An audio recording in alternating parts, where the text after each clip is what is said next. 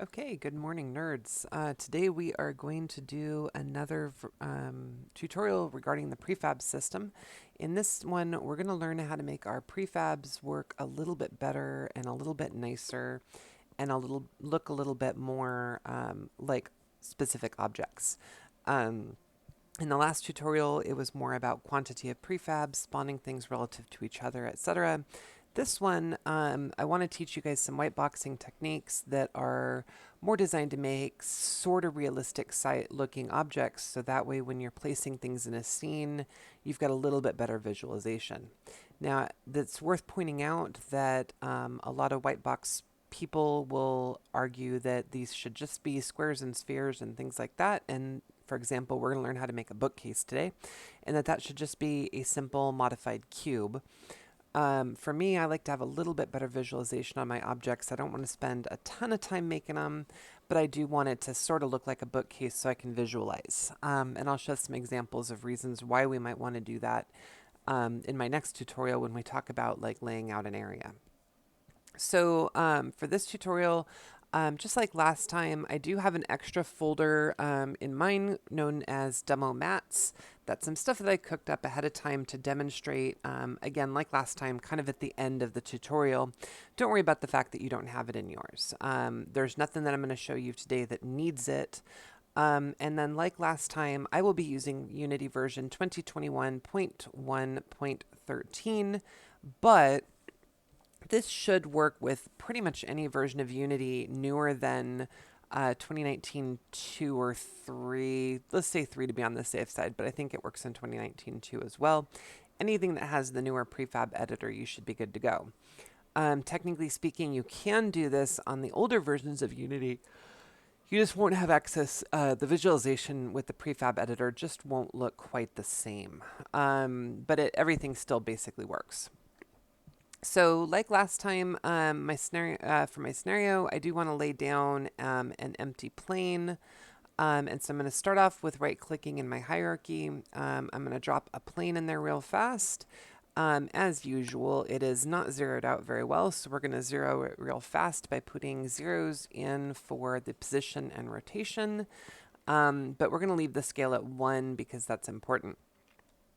We're going to go ahead and leave the scale of 1 for this one, just because it's not going to matter in this case, so it won't really matter that much.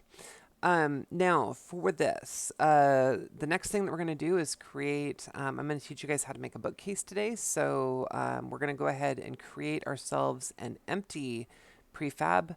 We're going to call that thing bookcase. And again, as always, we are going to zero it out. Whoops, that 0 did not work quite as well as I wanted. There we go. Okay, so now it's zeroed out.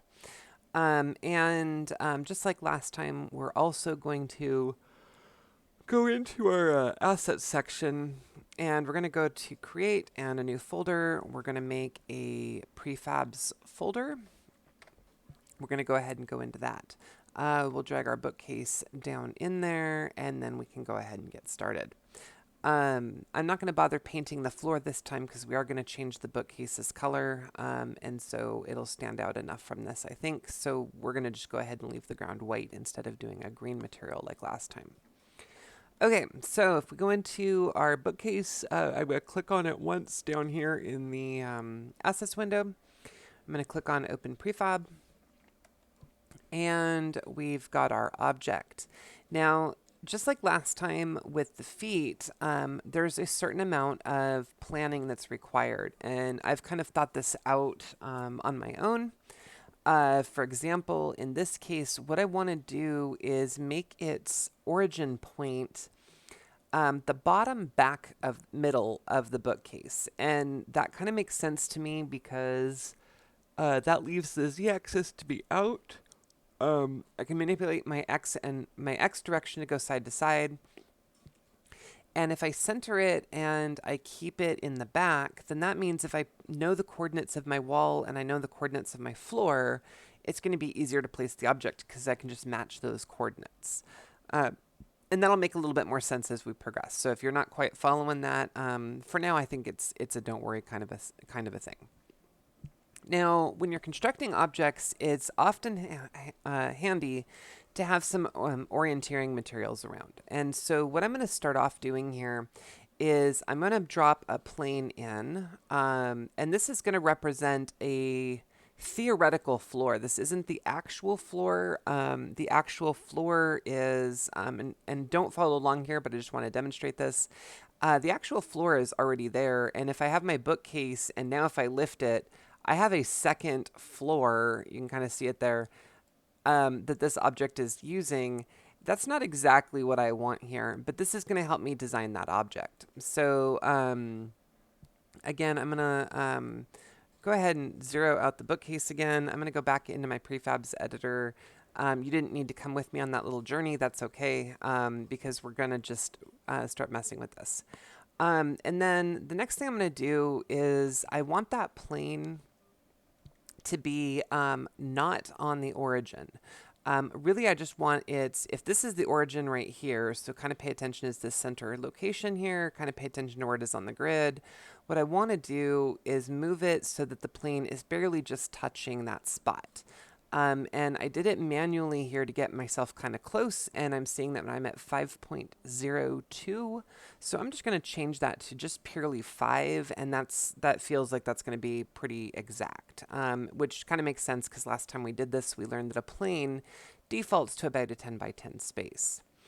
And that looks pretty good for the edge of my floor. The reason I moved it to the right will make sense a little more clearly in a second. But it should be noted that I'm moving the z-axis to 5, not the x-axis. And that is very important for what we're going to be doing in a little bit. So it's very, very important. If you did move it along the x-axis, just change your x to 0 and your z to 5 and you'll be okay. Excuse me, yawning there. Okay, so now I'm going to create another plane, and this is going to represent my back wall. And for this one, what I'm going to do is I'm going to rotate my plane by 90 degrees along the x-axis. And although I can't see the plane right now, it is where I need it to be because when I turn around, and I'm doing this with Alt and my left mouse button, I can clearly see that that plane is where it ought to be. And you're probably still in this view here. So I'm going to go ahead and move my plane up. Again, the same deal. I'm going to grab that Y handle to move the plane up. And that looks like a pretty good spot. I'm realizing that it's 5.03. Again, we're just going to change that to a Y value of 5. So my final transform on that plane is going to be a position of y equals 5, an x rotation of 90, and everything else is zeroed out. And now I've got a plane that is, this is basically representing the back wall that I'm going to put my bookcase up against. Now, there's going to be times where I want to be able to look at the entire bookcase. Well, yeah. And there's going to be times where I want to be able to see the walls, and I don't want to have to deal with both walls at once. So what I'm going to do here is in my inspector, I'm going to do a little bit of cleanup. Or not, I'm sorry, excuse me, not in my inspector. In my hierarchy, I'm going to do a little bit of cleanup. So over here, what I'm going to do is just create a new empty game object, validate that it's zeroed out. We're going to call that one walls. And I'm just going to drag both of these planes into my walls folder, and then I can just highlight it, or then I can just pack it back, put it away using the triangle here.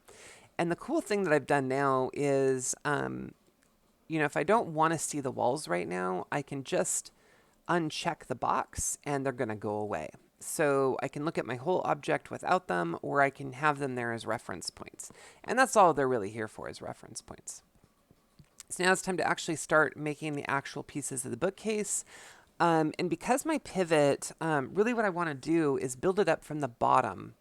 And so I want to kind of start it right here in the center and just kind of build it out and up. And since I want to do that, what I want to do is start with that bottom piece. And a bookcase is pretty easy. It's going to be all planks. And so that's going to be nice cubic surfaces. And so we're going to use a cube to get started. And as we can see, unsurprisingly here, that cube, we're only seeing a very, very small part of it poking through here. And so for now, I'm not going to worry about that because I really want to get the work on the shape of the cube. And so what I'm going to do is rather than scaling the cube or trying to move the cube to a specific spot, what I'm going to do is just drag the cube kind of out and up. It's nowhere near the walls, but that's going to be good enough for me to kind of look at it. We're going to start off working on shape, and then we'll start putting it away where it goes. So that's going to be important. Okay, so what we're going to do here is I'm going to switch to the scale mode. And I think I forgot to share this in the last tutorial, but we can adjust which mode we're in by looking at the these buttons up here. So I've got my move tool, I've got my rotate tool, and I've got my scale tool. But the nice thing is if you're a keyboard user, this entire button bar you can manipulate by using the QWERTY keys. So Q will grab the hand, W will grab movement, E will grab your rotation, and R will grab the scale. And you can actually just keep on going with these other buttons. The only one I can't seem to hit is this last one here is not responding to the keystroke, which should be U, but it's not doing it. So, but these other buttons can actually respond. So I usually, when I'm manipulating objects, I generally keep my hands on the home row, and then I can kind of deal with WER. So my left hand is on the home row for my left hand, and my right hand is on the mouse. The other thing I can do here is, I forgot to share the other keystroke, which is if you hit the F key, you'll notice I've kind of done this zoom in, zoom out thing a couple times. It's the same as doing a double click in the hierarchy. So for example, if I move my view out and I can't see that cube anymore, if I highlight the cube and hit F, that's going to find the cube. F is for find, and it's going to just put it in my view area where I can start looking at it again. Okay, so now that I've got this done, I'm going to use the R key to go into scaling mode. And there's a couple cool things that we can do with these handles. If I grab the green one, it's going to scale along my Y value. X, or red for X, is going to scale along my X value. Blue for Z is going to scale along my Z. But I can also grab this center one. That's our uniform scale. And it's going to scale the entire object. So that's another cool trick we can do. The other thing to pay attention to is, although it's going to look okay, I'm now scaling, if you pay attention to my X view, I'm actually scaling inverted along the X axis. So I'm at like -6 scale. It's probably fine for prototyping, but you can run into a lot of problems on negative scale. In fact, I just did this on a live project a couple weeks ago by accident, and I really messed up some work. So we have to really be careful about that. One thing you can do, though, with any of the primitives is if you're happy with your scale value and how it looks, I'm happy with this scale, even though it's wrong, is you can just flip the negative, hit the delete, highlight your negative sign, hit backspace, get rid of it. Now it is centered correctly. It did actually flip it. You just couldn't see it. And now it's flipped correctly. And that's going to work on any of the primitive objects. That won't work necessarily for a 3D model that might not be, it won't work for any model that's not symmetrical. So we have to be kind of careful. But since cubes are symmetrical, it won't really matter. Okay, so now that we've got this, what I want to start off doing is kind of just work on a shape that feels good. So for my bookcase, and scale is kind of a factor here, like how big do I really want it? So I'm going to kind of tinker around here. I like to try to keep at least one axis being 1, because that kind of helps me orient with other objects and deal with things. And so I kind of put this shelf together here, and I kind of like the shape of it. And you're going to notice that now that I'm done playing here, my z-axis is 1.08, which is pretty darn close to 1. So I'm going to change my z-axis to 1. And I'm going to look at some of my other objects here. And I do like to try to keep my numbers as even and round and as clean for math as I possibly can. So even though this 3 is looking okay, it's 3.5, I'm going to see what happens if I bump that up to 4. It's not making too much of a difference on my width, and that means I'm going to get some nice even divisions, because I could put something at spaces of 2, It's taking up an even number of blocks. That's a lot better than 3.5, which is going to cause some weird measurements. That's 1.75 on either side. It's just a little bit weird and difficult to deal with. So I'm going to go ahead and leave 4 there. And then this wooden plank at the bottom, 0.15 feels pretty okay for that, and that's not going to run into any other issues as far as like it's not going to interact with any other objects. So really I feel pretty okay with it just being a cleaner number. So I'm going to change that to 0.15, and that feels pretty good. That looks like a nice bottom plank. The shelf's a little wide, but that's okay. And now that I've got that, now we need to start getting it back into its corner on the wall. And again, I want to neatly fit it kind of in this spot in this corner so it's pushed up against the wall but not going through the wall, because this center point here is my pivot. So we're going to start off by zeroing out, knowing that that's not going to look good. And that is definitely just like the normal cube does. We can kind of see that it's basically cut in half on both the X and the Y, and really technically the Z axis as well. But we just can't see that. So we're going to go ahead and now we're going to start messing with this object. We need to figure out its lift. And as we learned last time, the object is, we need to move things by half on a cube. And so since my Z is a 1, if we push that Z out by 0.5, that's going to move it completely on this side of the wall, which is fantastic. And then the Y is a little harder. We got to do a little bit of math here.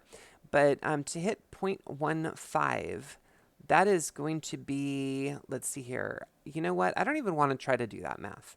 And this is a great opportunity to teach you another trick that Unity can do. If I know that I need half of this, I can type in 0.15 up there, but you're going to notice that since it's 0.15, I am like hovering on the floor. I'm half again taller than I should be.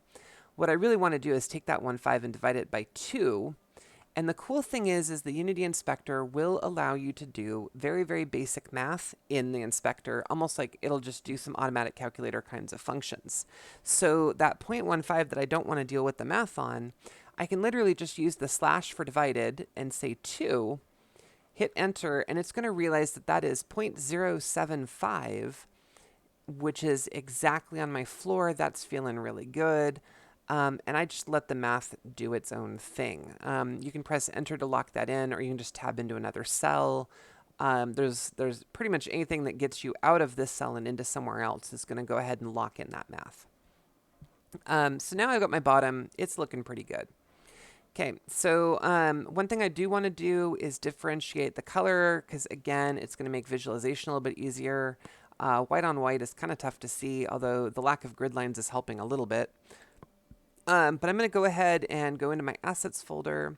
I'm going to create a materials folder. So we're labeling that folder materials. I'm going to go in, I'm going to right click inside the materials folder, go to create and pick a material. This is exactly what we did in the last tutorial as well.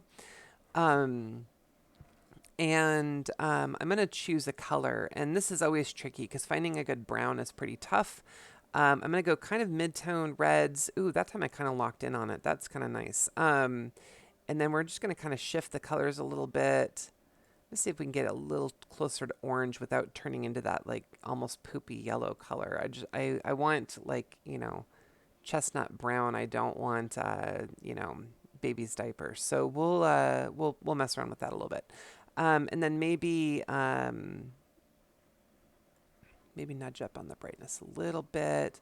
That's about as close as I can get without hitting baby's diaper, I think. So we're going to go ahead and close that. Go ahead and leave that alone. And that's going to give us our materials preview. It is nice and brown, but it is super shiny. And so, you know, I mean, I guess that fake particle wood kind of does look like that, but let's notch the smoothness down quite a bit. And we'll give it just a little bit of metallic, which tends to darken things.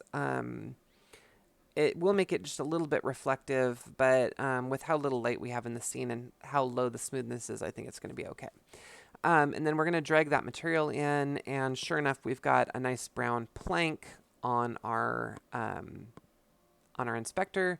And again, I can kind of look around and I'm seeing that it is definitely exactly where I want it in relation to the walls. Okay, so next up is building the supports, and I've got a bunch of different bunch of different possibilities here, but I think the easiest approach is going to be kind of a repeat of building the plank kind of outwards, and I think I'm going to aim at that back wall because that's going to give me my height. I already have my X figured out, and I already have my Z figured out, so if I can figure out my Y, then I think everything is just going to kind of fall into place. So I'm going to I'm going to change this cube's name. I'm going to change that by clicking on it. We're going to change that to bottom, just so that way I can get, that way as I add more pieces, I'm not going to confuse myself. And we're going to create a new cube. And I could clone, but since this is going to be a radically different shape, I just didn't bother. Again, that cube is going to be sticking halfway through the wall. Especially if I zero it out, it's definitely going to be sticking partway into the wall, just like everything else does.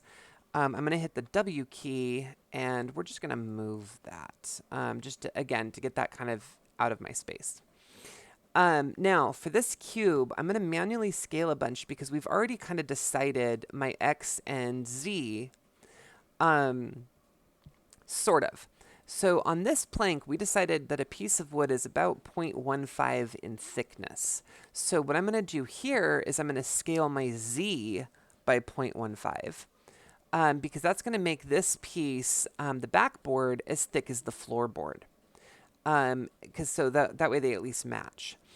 And then my X width, which is really tough to see here, but my X width, so my X scale is going to be 4, which should exactly match the original bookcase. And if we get it a little bit closer, I'm going to just kind of nudge things back. We can see that those pieces are now pretty close to the same size, which is good. We just need to figure out how tall it should be. So I'm going to drag it nice and far up here, and we're going to play with heights. Now, my original width is a 4. I definitely want it to be a little taller. I want this to be like one of those tall bookcases like you see in somebody's study. So I'm going to start with a 6, and we're just going to see how that looks.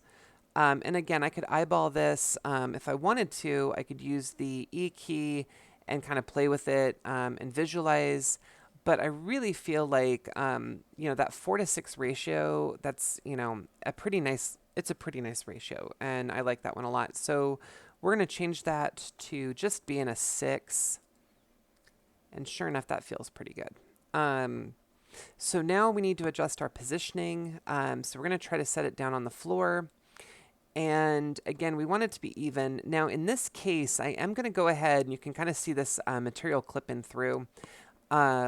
I could adjust it, but then I would also have to try to figure out, I would have to subtract off the heights and everything.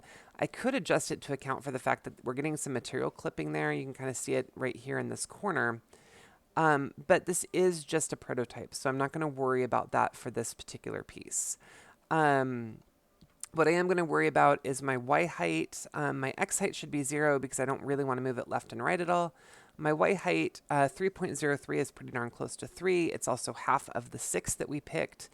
And while I do remember that it was 0.015 for my size, I want to repeat that trick of letting the computer do the math. So for my Z, I'm going to just copy my Z scale of 0.15. But I do want to move out in Z about half that instead of the whole thing. So again, I'm just going to use the division sign here and type in 2. I'm going to hit Tab to move into a different cell. And you're going to notice that that number changed just like the last one did. And now that bookcase is, or now that shelf is, or the back, I'm sorry, that's not even a backer, that's a shelf. Or, excuse me, that's not a shelf, that's a backer. Let's try that again. Is sitting about where I want it. Now that I'm looking at this, though, I'm really not happy with that thickness. It's not really doing what I wanted it to do there. This is a little on the thick side. So I think we're going to adjust this a little bit. So let's try 0.1, just 0.1. So I'm going to adjust this to a 0.1, and I'm going to move that backer to 0.05 because I can do that math in my head. And that's given me just a little more shelf room than what I had before. So I'm liking that better. And since I still have my materials folder open, and if I didn't, I could click on assets again, click on materials. I could drag that up, and we're going to put that backboard on my bookshelf. And that's looking pretty good. Okay, and by changing the material now, since they're both using the same material and there's not any texture considerations, we've kind of eliminated that little error of that little space of ugly there. So we're going to go ahead and leave that alone. Okay, so now it's time to do the sidewalls. The sidewalls are slightly trickier because we do have to account for width and stuff in those. So this is going to be a little technical, but I'm going to go ahead and use my size of 0.10, and I'm not going to change the bottom because a lot of bookcases do have that slightly raised surface there, but I am going to use 0.1 instead of 0.15 for my thickness from now on, just to make those pieces of wood look a little thinner. So we're going to go ahead and take this other cube. We're going to name this. We're going to rename it back. Now that we're done with it, I want to make sure that we've got clean labeling. And now we're going to work on the left side. For the left side, we're going to create, again, another cube. We're going to call this one left. Now, for this one, we know a lot of the stuff that we need to know. In fact, we actually know everything about this cube's dimensions. We just need to worry about its position. So I'm going to grab it and just kind of position it better. But here's the thing. We already know everything.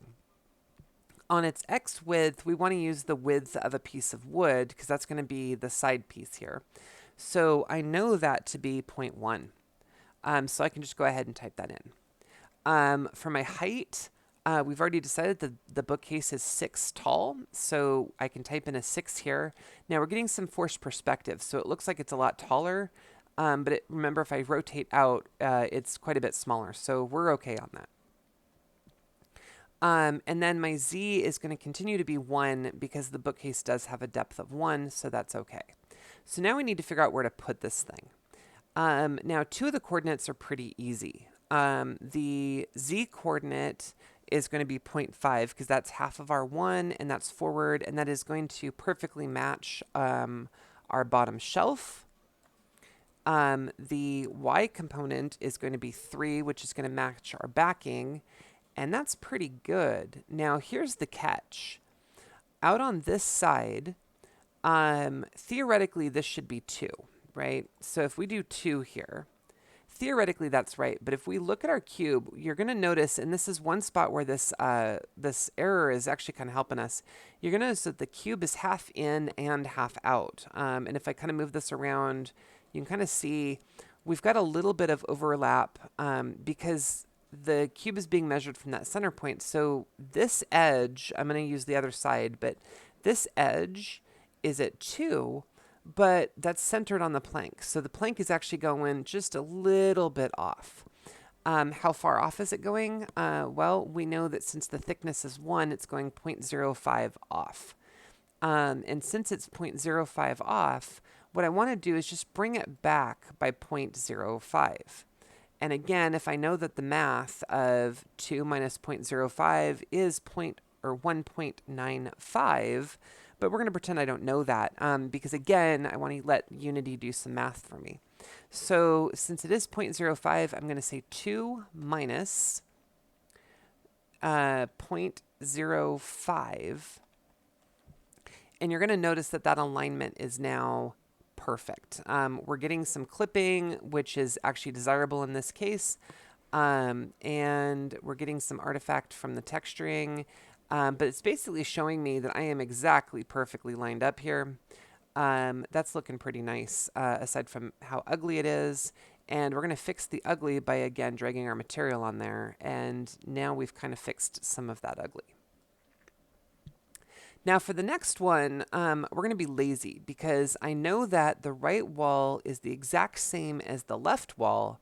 The only difference is it's over here instead of being over here, but it's going to be the same. And this is where we can use a little bit of copy paste, because if I take my left and I control duplicate it using Control D, so I'm going to click on my hierarchy. I'm going to click on left. I'm going to duplicate it once using Control D. We're going to rename the copy to right. And the only thing that's going to be different about this, whoops, grab the bezel instead. The only thing that's going to be different about this is that it is exactly opposite. And since our center line is 0, if this is positive 195, it just needs to go to negative 195. So all I've got to do is click before the 1, move my cursor here, and hit the negative key, and it is going to automatically put that shelf exactly where it needs to go. And so this is about as good as it gets there. We're going to do the exact same thing with the floor because the bottom plane is pretty darn close. Now with this one, we've got a couple quick problems with it. So I'm going to duplicate the bottom, and we're going to call this guy top. Now, remember that we left the bottom a little bit thicker. So I'm going to change this. I'm going to make sure that top is selected. And then I'm going to go ahead and change this to 0.10. So that way it's as tall as the other ones were. And for my height placement, I'm going to do the exact same thing that I did on the sidewalls. Is we're going to set it to its height of 6. And that's a little too tall. So I'm going to say 6 minus 0.05. And that's just going to drop that down just that little tiny bit, so that my object is exactly 6 tall. So now we've got a pretty good frame for the bookcase. This is looking pretty good. And I can do the rest of this via very easy duplications. So what I want to do next is I want to put shelves in on each of the, and basically just space them one apart. And this is actually nice that it's even. What am I trying to say here? It's nice that it actually centers in this case because it's going to make it really easy for me to place shelves nicely. So I'm going to take that top shelf because it's also got the correct thickness. I'm going to control duplicate that. We're going to name this, let's say shelf 1. And the only thing I'm going to change here is I'm just going to change its Y value to 1. And that's going to place it just a little bit up. From the bottom shelf, or from the floor, basically. And that looks pretty good. And we're just going to keep on doing this. So again, I did another duplicate. I'm going to change the Y value of that to 2. We're going to duplicate again. I'm going to change the Y value to 3. I'm going to duplicate again. I'm going to change the Y value to 4. And so all I'm doing is clicking between the hierarchy and the inspector. Until I've gotten all of my shelves in. Shelf 5 will be the last one because the 6 is going to be my top that's already there. And now I've got a pretty decent looking little bookcase. Now that I've got that, and again, I'm kind of validating that it's not going through the walls, it's staying nicely contained. Everything is all good here. Now that I've validated all of this, I've got 2 choices. Since this is a prototype, I could just just hide the walls and leave my bookcase. The other nice thing about my bookcase, if we zoom in, on the base of the bookcase prefab, you're going to notice that that bookcase is perfectly centered off the back shelf. You're also going to notice the walls are hidden, but if I duplicate this prefab out, they're still going to be there, and I want my stuff a little bit cleaner. So as soon as I verify for sure all of the walls are exactly what I want, or I'm sorry, excuse me, all of the bookcase is exactly what I want it to be, I'm going to go ahead and delete those walls. So I'm just going to click on the walls object. I'm going to hit delete. I'm going to go back into my game, and there is a bookshelf kind of sitting out there in the middle of space. Now, the cool thing about this bookshelf is it is at coordinate 0, 0, 0. If I want to match this back wall here, let's pretend that there's actually a wall there. If I want to actually place it firmly against the wall, all I've got to do is look at my coordinates, realize this is negative 493. If I set it to exactly negative 5, we're going to be exactly where we need to be. And if I want to, for example, put another bookshelf to the side of it, let's go ahead and do that. So I'm going to duplicate it. I can move the X position, and again, since this is exactly 4, this is giving me some really nice bonuses. I can type in 4 here, And those two bookcases are perfectly aligned right next to each other. There's not a seam. It's exactly perfect. And I can do the exact same thing. I can duplicate this bookcase again and move it to -4. Oh, that one did it for me. I can place it exactly at -4, and we're going to get the same effect. Not only that, but because of where the pivot is located, I can even get cooler. I can do another one, drag it out this way. We're starting to get a little crowded, but that's okay. And if I set its position, again, I'm going to set it to +4, which is now, +5, which is now hanging off the edge, but it's also facing the wrong direction. If I spin it 90 degrees on its y-axis, how about 180 degrees? Because that's turning something all the way around. Because that pivot is in the back center, I'm exactly where I want to be there. And I can even do the exact same trick. So I'm going to duplicate it again. I can even pull the exact same trick. I don't know if this is going to be 90 or 270, but my X position is now 4.77. We're going to change that to 5. We're going to set my Z is to 0. And instead of 180, we're going to rotate 90. Yep, that worked. And again, oh, whoops, that did not work. I went a little too far, so, or not far enough, I guess. So we're going to rotate that bookcase. Instead of 90, we're going to do 270. And now that bookcase is barely sitting on my wall, but it's facing inwards. And so basically, placing this thing becomes very, very easy because all I've got to know is the edge of the wall that I want to place it on and my rotation angle. And that's going to make it really easy to drop things in as long as my environment is, set to a relatively even grid. So that's it for making bookcases. Now, the last thing I want to show you, this tutorial is great for doing a mock-up. You do not want to use this for final quality art, and there's a lot of reasons why. Number one, from a final standpoint, for example, you can see all these green lines. These are all collision lines. By doing it this way, I've added a lot of extra collision into my product that I don't really need because, especially for Greybox purposes, that's a lot. There's a lot of collision on this object, and in most cases, you're not going to be able to walk into a bookcase no matter what anyways. So what I could be accomplishing with literally one box collider is currently using 1, 2, 3, 4, 5, 6, 7, 8, 9, 10 box colliders to do the job of one. So I'm running about 1/10 the efficiency that I could be. And since I've got how many bookcases in this scene already, that's 5 bookcases, so 50 colliders when I could be doing this with 5. And if this was a real game, actually, I would be merging the collider for this set of 3 bookcases. So really, I could be doing this with 3 colliders. So I'm using 50 colliders to do the job of 3. So this is definitely not a very efficient thing. The other reason that you wouldn't want to use this trick for production, again, it's great for grayboxing and planning out your layouts and getting some early visualization.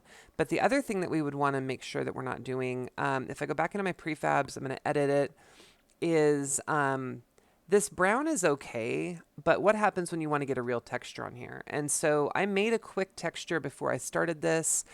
You won't have this one, but this is just for demonstration purposes. It's not really meant to be used. So I made this demo wood texture here. And I'm just going to drag it on the various pieces of my bookcase. And when I do that, you're going to see some definite, that tearing that we saw before is definitely showing up here. So, and we've also got some other challenges, like, for example, the wood on the shelves, the grain is going completely the wrong direction. There's a whole host of other, I'm just going to call them ugly problems. There's a host of ugly problems with this bookcase now. I think that the shelving is probably the biggest offender. The fact that we've got this weird clipping nonsense going in here. So this is really, once we get some texture on this, I guess it's okay for visualization purposes, but this is a pretty ugly object. I would have done this very, very, very differently if the intent was anything other than a gray box. For starters, I would have modeled this in Maya. We would have probably done some higher end texturing. This texture I threw together in Photoshop in about 5 minutes. And we also would be doing some UV mapping in order to make this look a little bit better, because again, this is kind of crap. So we don't want to have it looking like this. But just to show that the prefab system does indeed work, I'm going to go ahead and go back out and look at that. All my bookcases. I don't know if I want to say that that looks good now because of some of those texturing problems, but they do all look the same at least, which is, I guess, a good thing. So that's going to conclude our tutorial. I hope you enjoyed it. I hope that some things came in handy. But this tutorial was just on generating some simple objects to make your gray boxes look a little bit more like the spaces that they're trying to be. So I hope you enjoyed this. If you did, again, as always, please hit like and subscribe. Have a wonderful day and keep on creating.